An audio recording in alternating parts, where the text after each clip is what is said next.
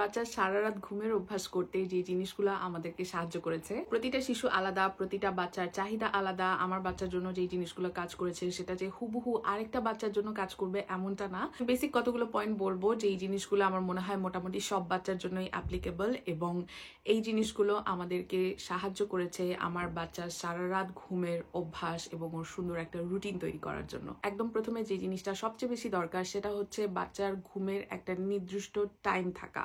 এই জিনিসটা আপনি একদম শুরু থেকে করতে পারেন। যত আগে থেকে এই অভ্যাসটা আপনি করবেন তত বেশি সহজ হবে। আমার বাচ্চার বয়স যখন 1.5 মাসের কাছাকাছি ছিল তখন থেকে আমরা একটা নির্দিষ্ট টাইমে ওকে ঘুম পাড়াতে নিয়ে যেতাম। ওর বেড টাইম ছিল সন্ধ্যা 6টা থেকে 6:30। তো সন্ধ্যা 6টা থেকে 6:30টার মধ্যে আমরা প্রতিদিন ওকে ঘুম পাড়াতে নিয়ে যেতাম। যখন ওর বয়স 4 মাস বা 5 মাস বয়সের কাছাকাছি তখন অলরেডি ওই টাইমটার সাথে ওর একটা অ্যাসোসিয়েশন তৈরি হয়ে যায়। 5 মাস বয়সের কাছাকাছি বাচ্চার ওই ডেভেলপমেন্টটাও হয় যে যখন ও বুঝতে পারে বেড টাইম রুটিন, তারপরে একটা নির্দিষ্ট টাইমে আপনি যে ওকে ঘুম পাড়াতে নিয়ে যাচ্ছেন ওই জিনিসগুলা বোঝার মতো ডেভেলপমেন্ট ওর তখন আস্তে আস্তে শুরু হয়। তো আমরা তো অনেক আগে থেকে শুরু করেছিলাম। 5 মাসের কাছাকাছি যখন ওর বয়স হয় তখন কিন্তু অলরেডি ও ওই টাইমটার সাথে ইউজ টু হয়ে যায় এবং প্রতিদিন ও একই টাইমেই ঘুমাতে যেত। এখন আমার মেয়ের বয়স 2.5 বছর, ওর বেড টাইম হচ্ছে এখন সন্ধ্যা 7:30টায়।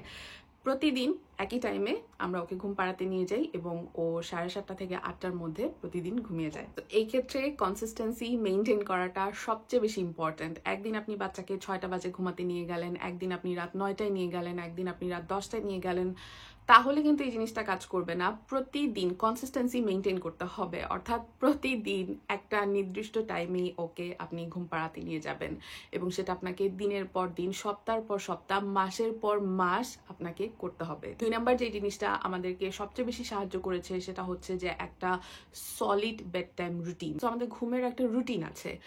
যখন আমার বাচ্চা একদম ছোট ছিল, 1 বছর বয়সের আগে, তখন হচ্ছে বেড টাইম রুটিনের পার্ট হিসেবে ওকে আমরা ঘুমের কাপড় পরাতাম, অর্থাৎ ওকে স্লিপ ব্যাগ পরাতাম। তারপরে রুম একদম পুরোপুরি অন্ধকার করে দিতাম, সাউন্ড মেশিন অন করে দিতাম, ওকে একটা বই পড়ে শোনাতাম। এই জিনিসগুলো যখন আপনি প্রত্যেক দিন করবেন তখন ও কিন্তু আস্তে আস্তে বুঝে যাবে যে এগুলা যখন হচ্ছে তার মানে হচ্ছে এখন আমার ঘুমানোর সময় হয়েছে, এখন আমাকে ঘুমাতে হবে।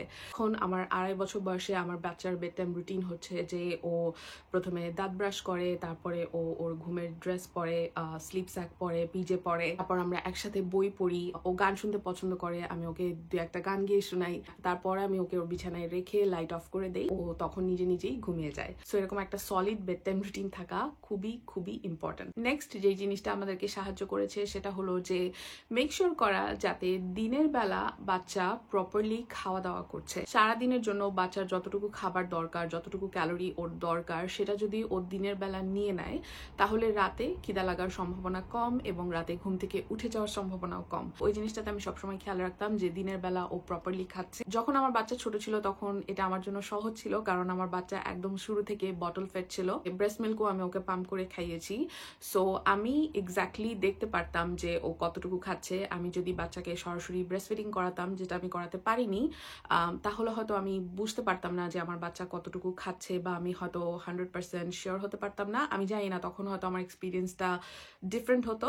বাট যেহেতু ও সবসময় বটল ফেড ছিল, আমি সবসময় দেখতে পারতাম যে ও কতটুকু খাচ্ছে। বিশেষ করে ঘুমাতে নিয়ে যাওয়ার আগে আমি মেক শিওর করতাম যাতে ও ভালো করে খেয়ে নিয়েছে। সো ওর খাওয়ার রুটিনটাও ওরকম ভাবে আমরা সাজিয়েছিলাম যে ঘুমানোর আগে যাতে ও বেশ ভালো একটা অ্যামাউন্টের দুধ খায়, এতে ওর পেট ভরা থাকবে, রাতে বারবার খিদায় ঘুম ভেঙে যাওয়ার পসিবিলিটি থাকবে না। আমার মেয়ে 11 মাস বয়স থেকে রাতে দুধ খাওয়া পুরোপুরি বন্ধ করে দেয়। 11 মাস বয়স থেকে ও রাতে প্রায় 12 ঘন্টা ঘুমায় এবং ও রাতে তখন থেকেই দুধ খাওয়া বন্ধ করে দেয়, কারণ দিনের বেলা অলরেডি ও যতটুকু খাচ্ছিল ততটুকু ওর জন্য এনাফ ছিল। সো 11 মাস বয়সের পর থেকে ও আর রাতে দুধ খায়নি। আরেকটা পয়েন্ট যেটা আমার মনে হয় আমার বলার কোনো অধিকার নাই, কারণ আমি ডাক্তার না, আমি কোনো চাইল্ড স্পেশালিস্ট না।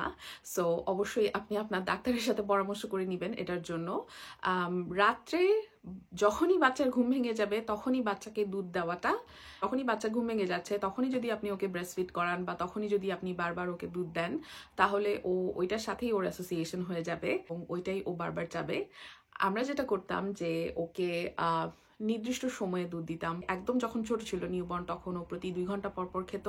সো আমরা এক্স্যাক্টলি ওই টাইমটা মেনটেন করতাম যে প্রতি 2 ঘন্টা পর পর আমরা ওকে খাওয়াতাম। ওই 2 ঘন্টার মাঝে ও যদি ঘুম থেকে উঠে যেত তাহলে সাথে সাথেই আমরা ওকে দুধ দিয়ে দিতাম না। সাথে সাথে আমরা ওকে কাডল করতাম, সুথ করার চেষ্টা করতাম, কোলে নিয়ে আদর করতাম, ঘুম পাড়ানোর চেষ্টা করতাম। নির্দিষ্ট টাইমের বাইরে যখন ও ঘুম থেকে উঠে যেত তখন ওকে আমরা অন্যভাবে সুথ করার চেষ্টা করতাম। তারপরেও যদি দেখতাম যে না ও একদমই থামছে না, ও তারপরও কান্না করে যাচ্ছে, ও কিভাবে কিছুতেই সেটেল ডাউন হচ্ছে না, সো তখন বুঝতাম যে ওর হয়তো আসলেই খিদা পেয়েছে এবং তখন ওকে আমরা দুধ অফার করতাম। বাট আমরা সবসময় একটা খাওয়ার টাইম মেনটেন করার চেষ্টা করেছি এবং ওইটাতে যেটা হয়েছিল যে ও খাওয়ার টাইমেই ও ঘুম থেকে উঠতো এবং ওই টাইমগুলোতেই ও খেত। কিন্তু আবারও বলে নিচ্ছি, আমি ডাক্তার না, আমি কোনো চাইল্ড স্পেশালিস্ট না। এবং আমাদের ক্ষেত্রে যেটা ছিল যে আমার বাচ্চার ওয়েট নিয়ে আমাদেরকে কখনো ভাবতে হয়নি, কারণ জন্মের পর থেকেই আলহামদুলিল্লাহ ওর ওয়েট সবসময় গ্রোথ অনুযায়ী ঠিক ছিল, কখনো ও আন্ডার ওয়েট ছিল না। অবশ্যই আপনি যদি রাত্রে বাচ্চাকে নাইট ফিডিংটা কমাতে চান বা নির্দিষ্ট টাইমে দিতে চান, অবশ্যই ওটার জন্য আপনি আপনার ডাক্তারের সাথে কনসাল্ট করে নেবেন। আরেকটা জিনিস যেটা গুরুত্বপূর্ণ সেটা হচ্ছে ওয়েক উইন্ডো। দিনে কতক্ষণ ন্যাপ নিচ্ছে, কত সময় ধরে ন্যাপ নিচ্ছে, ওর ন্যাপ টাইম আর বেড টাইমের মধ্যে কতটুকু পার্থক্য আছে, প্রত্যেকটা জিনিস কিন্তু ইম্পর্টেন্ট। বাচ্চা খুব দেরি করে ন্যাপ নেয়, অর্থাৎ ও সন্ধ্যা 6টা পর্যন্ত ন্যাপ নিচ্ছে, তাহলে নিশ্চয়ই ও 7টা বাজে আবার ঘুমাতে যাবে না। সো বাচ্চার লাস্ট ন্যাপ আর বাচ্চার বেড টাইমের মধ্যে কয়েক ঘন্টার পার্থক্য থাকতে হবে এবং এটাও মেক শিওর করা যে বাচ্চা দিনের বেলা যাতে অনেক বেশি অতিরিক্ত ন্যাপ যাতে না নেয়, যতটুকু দরকার ততটুকুই যাতে ও নেয়। আমার এক্স্যাক্টলি মনে নেই যে আমার বাচ্চা 1 বছর বয়সের আগে কয় ঘন্টা করে ন্যাপ নিত। 1 বছর বয়সের আগে ও দিনে 2টা করে ন্যাপ নিত। 1 বছর বয়স থেকে ও 2টা ন্যাপ বন্ধ করে দিয়ে 1টা করে ন্যাপ নেওয়া শুরু করে। এখন পর্যন্ত ও সো ফার ন্যাপ নিচ্ছে। জানি না 3 বছর বয়সের পরে হয়তো ও ন্যাপ নেওয়া বন্ধ করে দিবে, এখনো জানি না। কিন্তু আমি এক্স্যাক্টলি জানি না যে কয় ঘন্টা। আমার মনে হয় এটা ভ্যারি করে, প্রত্যেকটা বাচ্চার ক্ষেত্রে এটা আলাদা হবে। সো আপনার বাচ্চাটা আপনি সবচেয়ে ভালো বুঝবেন, আপনাকে ওইটা ফাইন্ড আউট করতে হবে যে কতটুকু দিনে ন্যাপ করলে ও রাতে ঠিক মতো ঘুমাতে পারবে। এবং এটাও মেক শিওর করা যে বাচ্চা যাতে অনেক ওভার টায়ার্ড না থাকে। অনেক সময় অনেকেই এটা মনে করে যে বাচ্চাকে সারাদিন জাগিয়ে রাখলে ও অনেক টায়ার্ড হয়ে রাতে ঠিকই ঘুমাবে। এটা কিন্তু একদমই ভুল ধারণা। বাচ্চা যদি অনেক বেশি টায়ার্ড থাকে তাহলে কিন্তু রাতে ওর ঘুমের সমস্যা হবে। সো বাচ্চাকে ওয়েল রেস্টেড থাকতে হবে, অর্থাৎ ওকে ন্যাপ করতে হবে প্রপারলি, ওর যতটুকু দরকার ততটুকু। যদি অনেক বেশি হয়ে যায় তাহলে ও রাতে ঘুমাতে সমস্যা হবে, আবার যদি অনেক কম হয়ে যায়, ও যদি ওভার টায়ার্ড থাকে তাহলেও কিন্তু ওর রাতে ঘুমাতে সমস্যা হবে। লাস্ট যেই ন্যাপটা করবে, ধরেন আপনার বাচ্চা যদি 2টা ন্যাপ করে, তাহলে লাস্ট ন্যাপটার থেকে বেড টাইমের মধ্যে একটা কয়েক ঘন্টা, অন্তত 3-4 ঘন্টার একটা গ্যাপ থাকলে আমার মনে হয় ভালো। টডলার মমদের জন্য আরেকটা পয়েন্ট আমার মনে হয় যে ইম্পর্টেন্ট আমার জন্য মেনশন করা, যেহেতু আমার বাচ্চা এখন টডলার। সারাদিনে আপনার বাচ্চা কি খাচ্ছে, ওর ডায়েটটা কিরকম আছে, সেই জিনিসটা কিন্তু অনেক ইম্পর্টেন্ট আপনার বাচ্চার ঘুমের ক্ষেত্রে।